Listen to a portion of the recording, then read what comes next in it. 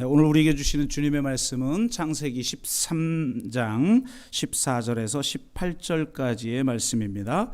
우리가 한 목소리로 함께 읽도록 하겠습니다. 같이 읽습니다. 롯이 아브라함을 떠난 후에 여호와께서 아브라함에게 이르시되 너는 눈을 들어 너 있는 곳에서 북쪽과 남쪽 그리고 동쪽과 서쪽을 바라보라. 보이는 땅을 내가 너와 네 자손에게 주리니 영원히 이르리라. 내가 네 자손이 땅에 티끌 같게 하리니 사람이 땅에 티끌을 능히 셀 수 있을진데 네 자손도 세리라. 너는 일어나 그 땅을 종과 횡으로 두루 다녀보라. 내가 그것을 내게 주리라. 이에 아브라함이 장막을 옮겨 헤브론에 있는 마므레 상수리 수풀에 이르러 거주하며 거기서 여호와를 위하여 제단을 쌓았더라. 아멘. 네, 창세기 17번째 시간인데요. 우리가 1장에서 11장까지의 원역사는 성경 전체를 읽는 틀을 제공하기 때문에 저희가 좀 디테일하게 나누었고, 물론 아브라함도 디테일하게 나눌 수는 있겠지만 좀 큼직하게 스토리 중심으로 나누어 말씀을 나누도록 하겠습니다. 지난주 12장 1절에서 3절 말씀 같이 나눴는데 오늘은 13장의 내용을 나누도록 하는데, 오늘 13장의 시작 부분이 이렇게 되어 있습니다. 3절, 네게부에서부터 길을 떠나 베델에 이르며, 그러니까 네게부에서 베델로 갔다, 이런 식으로 지금 되어 있는 것처럼 보이죠. 그런데 새 번역 성경을 보면 좀 더 원어를 살려서 이렇게 번역을 하고 있어요. 그곳을 떠나, 그러니까 네게부를 떠났다는 거죠. 그곳을 떠나 이곳 저곳으로 떠돌아다니다가 베델 부근에 이르렀다, 이렇게 번역을 했습니다. 그러니까 네게부에서 베델로 직진한 것이 아니라는 겁니다. 거기까지 가는데 이곳 저곳을 떠돌아 다니다가 도착하게 되었다라는 거죠.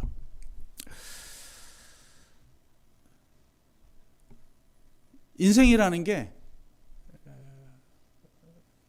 우리는 바로 네게부에서 베델로 그냥 직선으로 가고 싶어 할지 모르겠으나 대부분은 이렇게 곡선으로 갈 수밖에 없다는 것입니다. 내 계획은 직선인데 실제 삶은 곡선으로 이루어져 있죠. 대부분의 인생은 다 곡선인 겁니다. 그리고 실제로 깊은 강은 다 곡선으로 이루어져 있어요. 얕은 시냇물 정도는 직선으로 돼 있을지 모르겠으나 깊은 강은 다 곡선으로 흐릅니다. 여러분은 그저 종이배 하나 띄우는 얕은 시냇물이 되길 원합니까? 아니면 범선도 띄울 수 있는 깊은 강이 되길 원합니까? 하나님은 우리를 깊은 강으로 만들기 위해 인생을 곡선으로 만드셨습니다. 인생에는 속성 코스가 없어요. 곡선의 삶에서 단련된 인격을 통해 하나님은 약속을 성취해 가시죠. 아브라함이 가나안에 도착했지만 기근 때문에 애굽까지 갈 수밖에 없었고, 애굽에서 큰 일을 겪고 다시 가나안으로 돌아왔지만 네게부에서부터 베델에 이를 때까지 이곳저곳으로 떠돌아 다니다가 도착하는 그런 모습을 우리는 보게 됩니다. 그런데 놀랍게 이런 곡선의 삶을 통하여서 아브라함이 점점 성장하고 있는 것들을 우리는 보게 됩니다. 어떤 성장들을 하나님이 아브라함에게 주시고 계신지를 우리가 살펴봄을 통해서 우리 인생 가운데에도 진정한 성장과 성숙이 있기를 주의 이름으로 축복합니다. 오늘 한 사건이 나오게 되는데요. 이 사건을 설명하면서 첫 시작을 이렇게 시작합니다. 성경은 6절, 소유가 많아 동거할 수 없었음이니라. 그러니까 아브라함의 소유 그리고 롯의 소유가 점점 더 많아져 가지고 함께 동거하기가 어렵게 됐다라는 겁니다. 그러니까 어떤 갈등의 조짐이 벌써 보이죠. 분열과 갈등의 조건들이 항상 먼저 이렇게 형성이 되는 거예요. 이걸 미리 알아차리고 분열이 일어나기 전에, 갈등이 일어나기 전에 해결하는 게 지혜겠으나 우리 대부분의 우리 인생들은 사실 갈등이, 분열이 발생하고 나서야 그것을 수습하는 경우가 훨씬 많이 있죠. 결국은 이제 갈등이 일어나 버립니다. 자, 7절로 넘어가면 이 양쪽에 있는 목자들이 서로 싸우는 거예요. 다툼이 일어납니다. 그래도 아직까지는 당사자들, 그러니까 롯과 아브라함이 갈등을 하는 데까지는 가지 않은 거죠. 밑에서부터 그런 일들이 일어나기 시작하는 거예요. 사실은 작은 일들이 먼저 발생하고 큰 일이 발생하는 겁니다. 하인리 법칙이라는 게 있죠. 대형 사고가 일어나기 전에 먼저 그와 관련된 많은 사고와 징후들이 반드시 있다, 이런 건데요. 이게 이제 숫자로는 이렇습니다. 1대 29대 300의 법칙. 참 이 법칙 맞는 사람 진짜 공학자겠죠.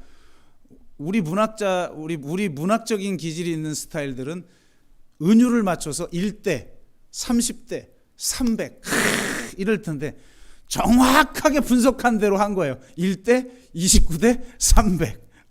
하여튼 융통성 없는 이 공학자들.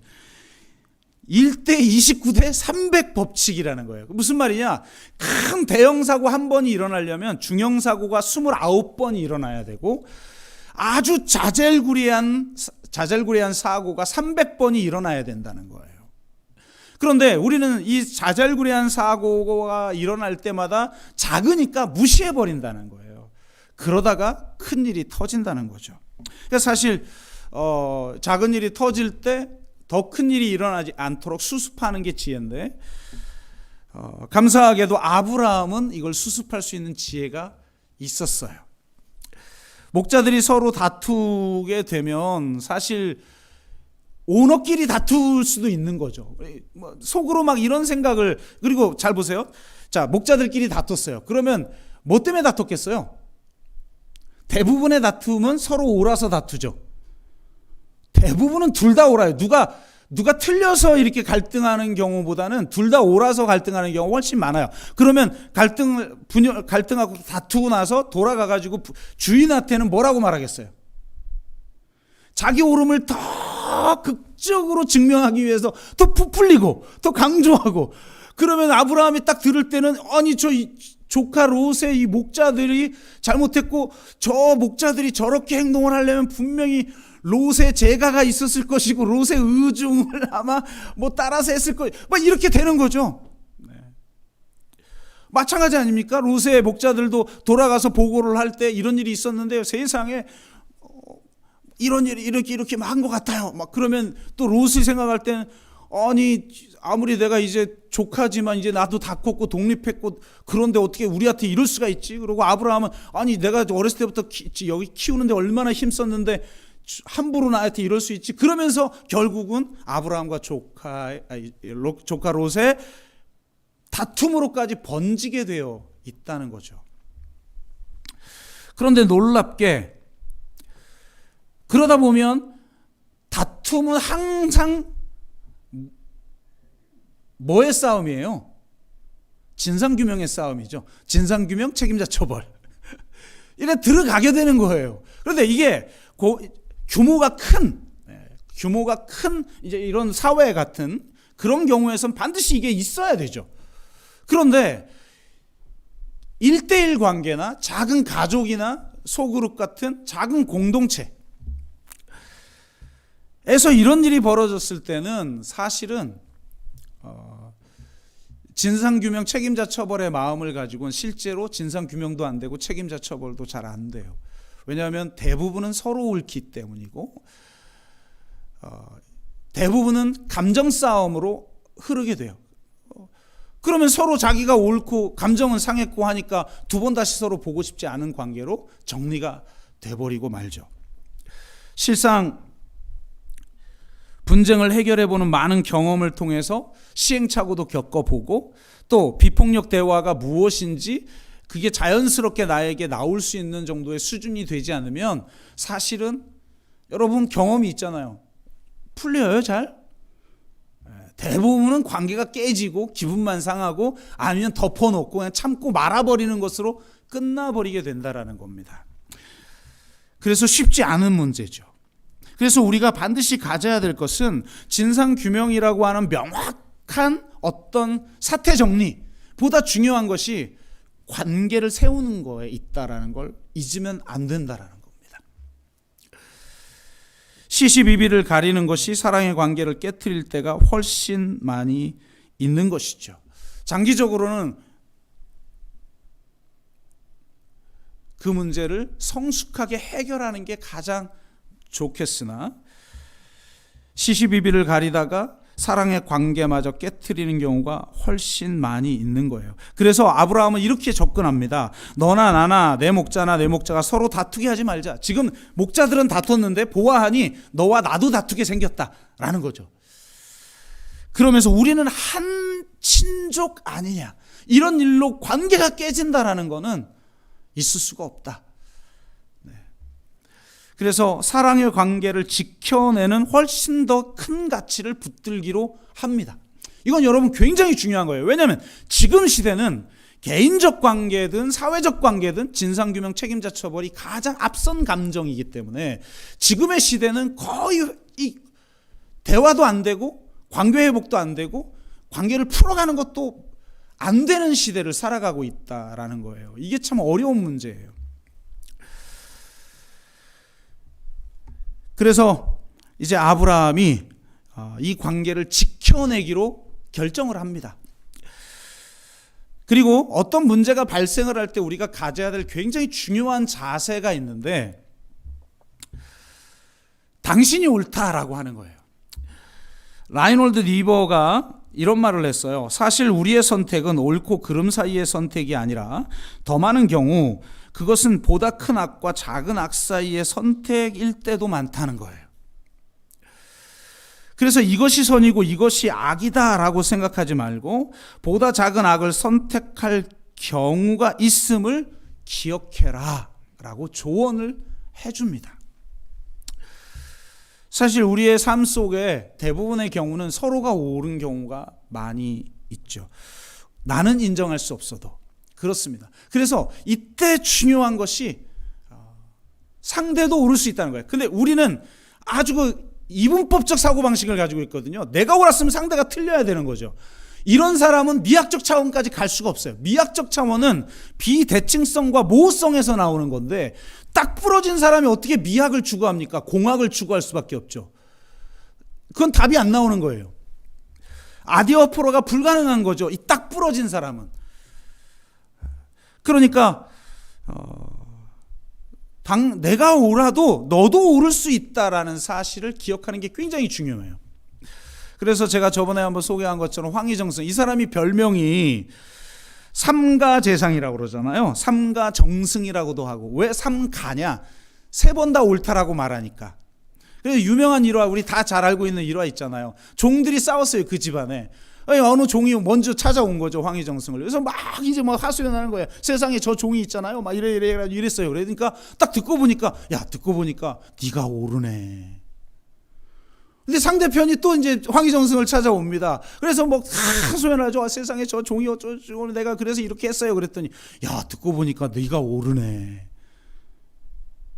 그래서 그걸 지켜보던 부인이 아니 옳으면 옳고 그르면 그른 것이고 한쪽이 옳으면 한쪽이 그른 것인데 당신 어떻게 이쪽도 맞고 저쪽도 맞다고 그러시오? 그랬더니 당신 말을 듣고 보니 당신 말이 또 옳으네. 그랬다는 거 아니에요. 참 그래서 저는 한국말이 참 멋지다. 정말 멋진 말들이 많은데 일리가 있다. 아무리 10개가 틀려도 하나는 맞는 소리가 있다.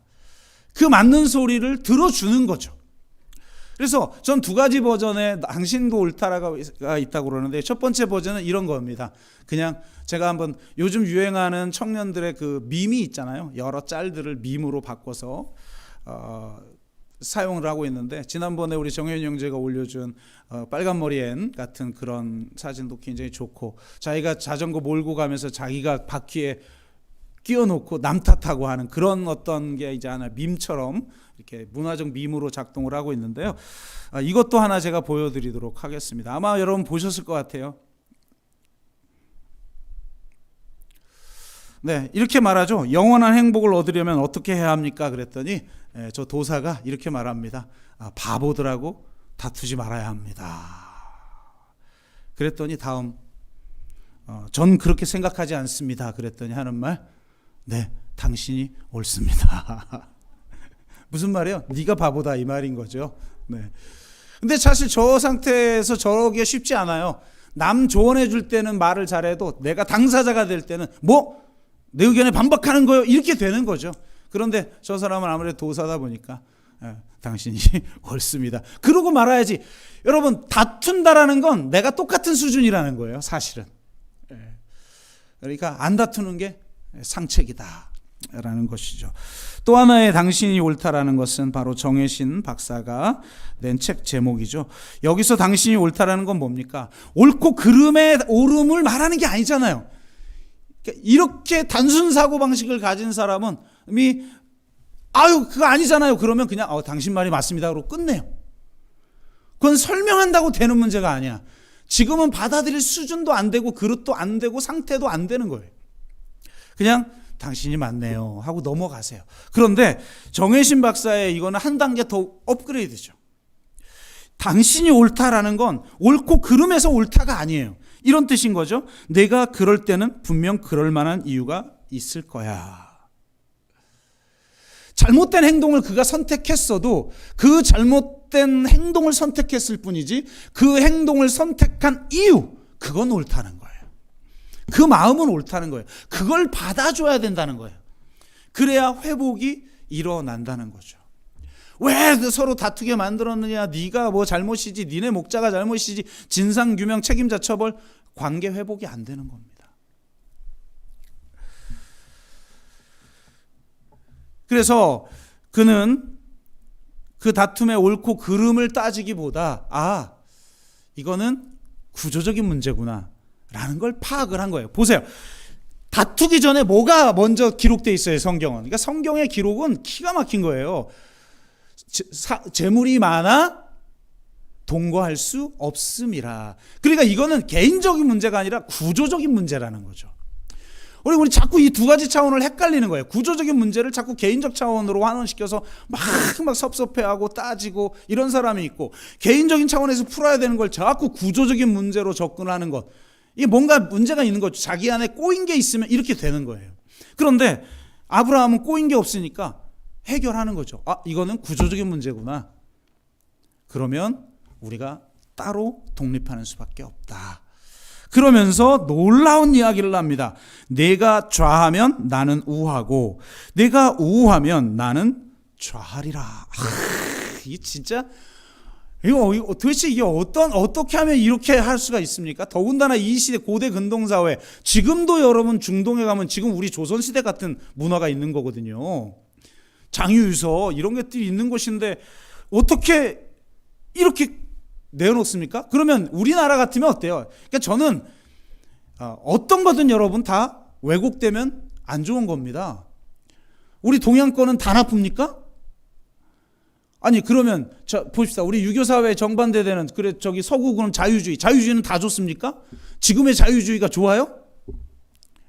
내가 볼 땐 그냥 이기주의하고 자유주의하고 별반 다를 바 없이 흘러가고 있잖아요. 잘못되면 그렇게 되는 거예요. 근데 자유주의라는 건 중요한 덕목 아닙니까? 그래서 저는 우리 동양의 예의, 전 이게 좀 많이 좀 회복되면 좋겠다. 제가 최근에도 당근마켓 갔는데 의자를 가지러 갔는데 너무 이렇게 비싸게 받아도 되나 하는 금액을 받는데 가지고 내려왔는데 아가씨가 내려오는 거예요. 근데 먼지가 쌓여가지고 내가 한참 그 닦고 차에 실었잖아요.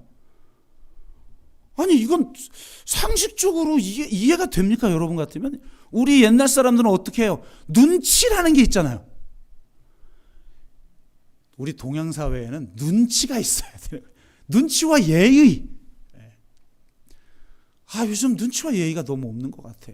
참 이 답이 없어요, 답이. 예의라는 게 필요한 거잖아요. 그러면 네가 좌하고 나는 넓게, 네가 우하면 난 좌할게. 그러면은 조카 롯은 어떻게 해야 돼요? 아이고 어떻게 그래요? 제가 그냥 먼저 선택하시면 제가 그냥 우하고 제가 좌하고 해. 그러면 아니야. 그러고 나서 다시 네가 먼저 선택해. 이게 예의지. 아니 우하라고 했다고 우하고 좌라고 했다고 좌해. 알았어요 하고 또 바라봐고 또 그걸 가요. 이게 참 인생이 돌고 도는 것 같아요. 근데 보세요. 양보를 할 줄 안다? 두 가지 메시지죠. 지난주에 우리가 나눴던 메시지를 적용해 보면 세상 사람들은 복을 쫓아다니는 사람이죠. 그래서 뭐 이사를 가도 숭구리당당 숭당당 수구수구당당 숭당당 해가지고 손 없는 날 잡고 어느 방향으로 이사 가고. 근데 우리는 복이 쫓아오는 사람이니까 어딜 가든 상관없다. 하나님이 함께 하시면 나는 어디든 상관없다. 그러니까 네가 좌하면 난 우할게. 네가 우하면 난 좌할게. 그렇게 말할 수 있는 거죠. 이게 얼마나 멋집니까? 그런데 보세요. 지난주에 우리가 뭘 나눴죠? 너는 복이 될지라라고 하는 건 너에게 복을 막 쏟아 부어줄게가 아니라 명령형이다. 네가 복이 되어버려야 한다. 네가 하나님의 복이 무엇인지를 증명해내는 사람이 되라. 멋지잖아요. 이게 더 멋진 거죠. 이런 세상을 보면 사실 돈 버는 거라든지 부는 축복이 아니라 은사인 경우가 많은 것 같아요. 어떤 사람들은 그냥 돈이 보인다는 거예요. 여러분도 그래요? 막 그냥 돈이 보여요? 그럴 리 없는 것 같아요. 지금 상태를 보니까. 그리고 어떤 사람들은 진짜 운빨이 있어요. 운칠기삼이에요. 사실 보면 어떤 사람은 뭘 해도 돈이 좀 따라. 신기하죠? 우리 교인 중에는 없어요. 제가 볼 때. 그러니까 여러분이 막 그 무슨 기도를 해도 막 하나님 내가 어떤 일을 시작했는데 막 폭포수처럼 돈을 은혜를 부어주시고 축복을 부어주시고 돈 많이 그런 기도 하지도 마요. 여러분은 그런 분 아니야. 되지도 않고 응답도 안 되는 기도는 하지도 마요. 그럼 어떤 기도를 해야 되느냐? 세 번째가 뭐지? 세 번째는 우리도 할 수 있는데 복이 되어버리는 거예요. 보세요. 실제로 내가 결과가 어떠하든 상관없이 네가 좌하면 내가 우할게, 네가 우하면 내가 좌할게 라고 하는 그걸 할 수 있는 사람, 하나님의 복이 도대체 무엇인지를 내 삶과 내 인격으로 실체화시켜 보여줄 수 있는 사람, 이게 요즘식으로 말하면 멋진 뿜뿜 아닙니까? 이게 진짜 여러분 이렇게 될 수 있게 기도할 때 이 응답은 될 수 있어요. 그러니까 정말 이런 멋진 삶을 우리가 살아내면 좋을 것 같습니다. 우리가 복이 되어버리도록 내가 순종하면서 살아내버리는 것이죠. 어떤 사람들은 막 하나님 앞에 꼭 그런 기도를 해요. 하나님, 제가 지금 사업 망하면 하나님께 영광 안 되잖아요. 세상 사람들이 뭐라고 그러겠어요? 꼭 그런다니까 세상 사람 뭐라고 안 해요. 그리고 뭐라고 하면 어때? 사실은 자기 마음이 싫은 거야. 나 가난하기 싫어요. 망하기 싫어요. 나 고난 겪기 싫어요. 그러니까 하나님 앞에 괜히 하나님 이거 다 하나님 손해예요. 하나님 영광 바라는 거잖아요. 안 가리니까 그런 말은 하지도 마요. 그냥 내가 망해도 이 아브라함 같은 멋진 뿜뿜 진짜 하나님의 복이 무엇인지를 내 삶으로 증명해내면 세상 사람들이 누가 뭐라고 그럽니까? 멋지다고 그러죠. 뭘 하나님 영광 가려요. 망했는데 내 태도나 내 모습을 보고 사람들이 뭐라고 하는 거죠. 그러니까 정말 이 아브라함처럼 좀 멋지게 살아봅시다. 아멘. 손해 좀 보면 어떻고, 네가 좌하면 나 우할게. 그러다 망하면 망해도 감사. 그럼 그게 진짜 멋진 거지. 망하면 또 실망해가지고 하나님 이러면 진짜 하나님이 다 영광 가리고 그런 말 하덜덜덜 말아요. 자기가 싫은 거야, 그냥 자기가. 그래서 이렇게 멋지게 네가 저하고 네가 저하면 내가 우하고 네가 우하면 내가 저렇게 멋지게 했더니 이 싸가지 없는 롯이 바로 눈을 들어, 성경이 기가 막히죠. 바로 눈을 들어 요단을 본즉, 야 보세요, 성경이 기가 막히죠. 계속 창세기는 본즉이 문제예요. 선악을 알게 하는 나무를 본즉 지혜롭게 할 만큼 탐스럽게 보인지라. 사람의 딸, 하나님의 아들들이 사람의 딸들을 본즉 너무나도 아름다워 취하니라. 저 요단을 본즉, 심지어는 뭐라고 그러는지 알아요? 여러분, 요단의 소돔과 고모라가 어떤 곳이에요? 하도 사람들이 탄식해가지고 하나님이 그 부르짖음을 듣고 이 심판해버려야겠다, 내가 파악을 좀 해봐야겠다 그러고 그 천사들이 셋이 가다가 아브라함을 만나서 환대를 받는 사건이 이후에 나오잖아요. 그런 도시가 있는 곳인데 거기를 뭐라고 그래요? 오늘 성경에 여호와의 동산과 에덴 동산이래요. 와, 바벨탑 쌓는 거죠. 애굽 땅과 같았더라. 잠시 피신했을 때 봤던 그 애굽이 너무 멋져 보이는 거잖아요. 그런 것처럼 보이는 거예요. 육신의 정욕, 안목의 정욕, 이생의 자랑에 사로잡혀 있는 롯의 모습을 본 거죠. 그래서 결국은 눈을 들어 자기가 본 것, 사실 여러분, 내 마음 있는 곳에 보물이 있는 것이고 보물이 있는 곳에 내 마음이 있고 내 마음의 창은 눈이에요. 그러니까 내 눈이 뭘 보느냐를 보면 그 사람이 어떤 것을 가치 있게 여기는지를 알 수가 있는 거예요. 돈을 어디에 쓰느냐, 그 사람의 가치를 알 수가 있어요. 저는 거의 책에 쓰거든요. 저는 다른 즐거움을 잘 몰라요. 그래. 다른 데 돈을 쓰질 않아요. 그럼 여러분 돈 어디 써요? 술, 담배? 그럼 술, 담배가 여러분의 낙이죠. 어디 투자? 주식? 그럼 여러분 돈 버는 게 여러분의 가치죠.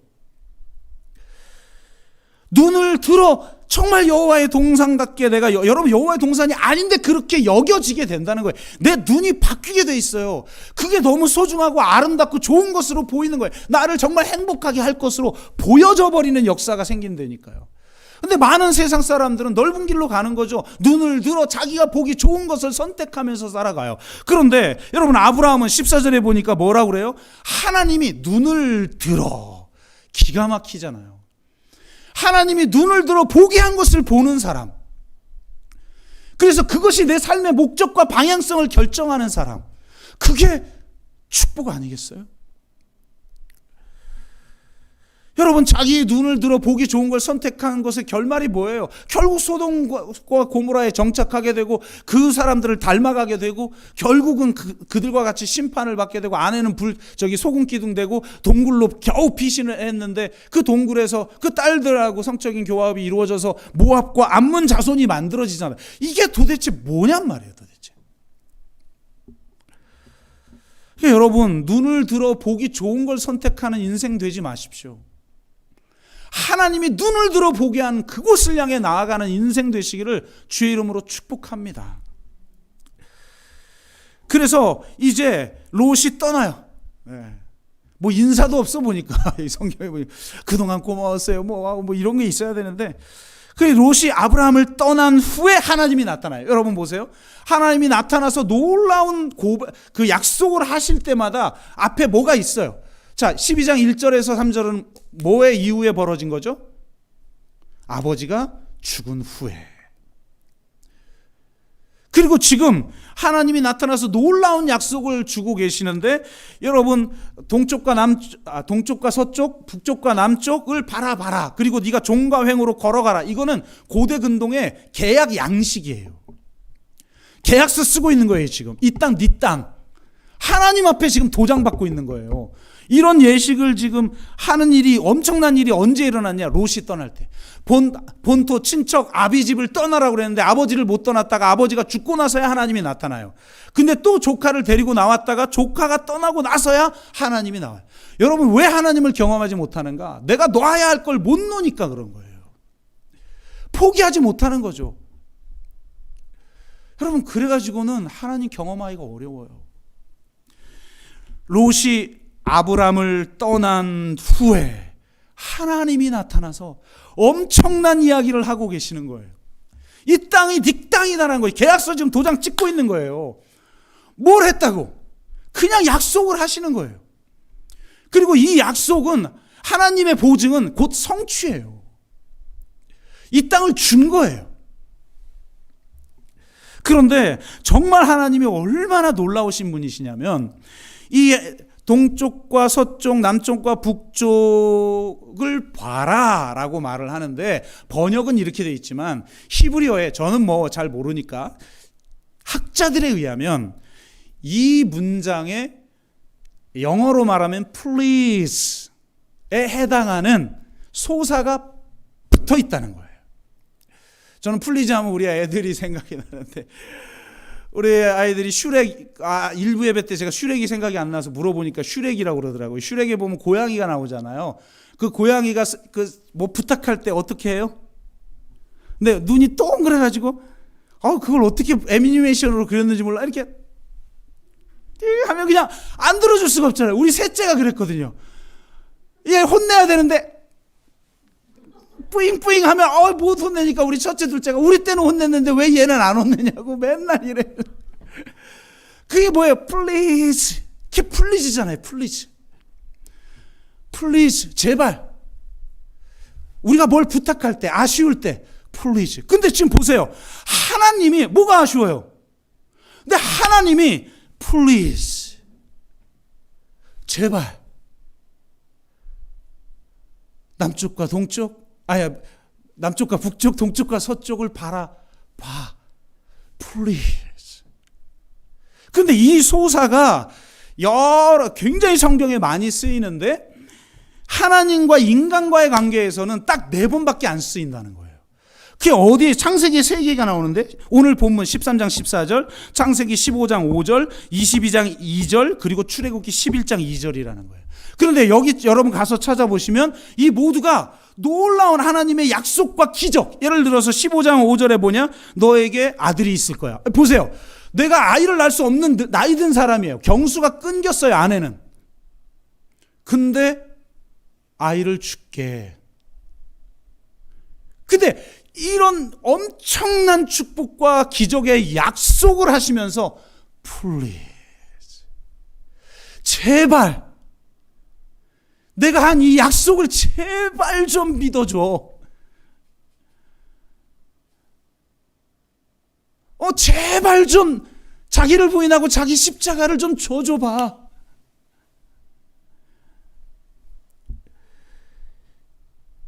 독생자를, 아들 이삭을 바치라고 할 때도 플리즈가 나와요.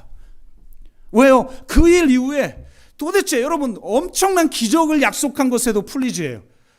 불가능한 것처럼 보이는데 하나님이 가능케 하는 기적을 맛보는 여러분 되시기를 주의 이름으로 축원합니다. 그걸 주시고 싶은 거예요, 하나님은. 그러니까 제발 좀 믿어, 좀. 아멘? 여러분 제발 좀 믿어요. 그런데 놀랍게 아들을 바치라고 할 때도 Please. 왜요? 그 이후에 더 엄청난 약속을 주시는 거죠. 이삭도 살리고 예비된 양도, 여호와 이레에 예비된 양도 있고, 그리고 더 큰 약속이 기다리고 있는 거예요. 하나님은 그걸 주고 싶은 거예요. 그냥 우리가 믿건 안 믿건 무조건 막 주지. 그게 됩니까? 여러분 자녀도 그렇게 키우면 안 되는데, 우리에게 하소연하는 하나님, 축복하고 싶어서, 기적을 맛보게 하고 싶어서, 하나님의 사명을 감당하는 진짜 축복의 사람이 되도록 하기 위해서 막 하소연하는 거예요. Please. 하나님은 이런 분이에요. 이런 하나님의 호소에 여러분 정말 아멘으로 화답하는 저와 여러분 되시기를 주의 이름으로 축복합니다. Please. 저도 플리즈 합니다.